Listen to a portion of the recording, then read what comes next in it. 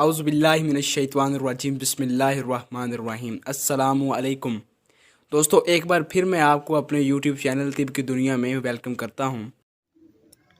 تو دوستو، آج کی ویڈیو میں آپ کو سر درد کے علاج کے لیے 3 ایسی تدابیر بتاؤں گا کہ جن کے استعمال سے آپ اپنے سر درد کو مکمل طور پر ختم کر پائیں گے۔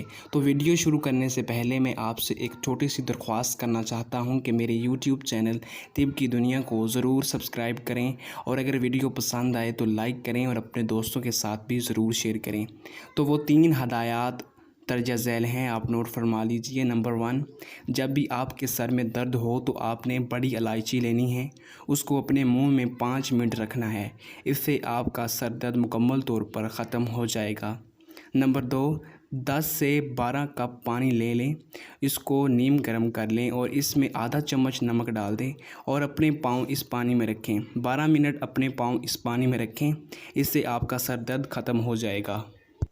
نمبر 3، گاجر کے پتوں کا رس نکالیں اور اس کو کپڑ چھان کرنے کے بعد 2 سے 3 بوندیں کان اور ناک میں ٹپکائیں۔ یہ عمل کرنے سے چھینکیں آئیں گی اور آپ کے سر درد میں راحت محسوس ہوگی۔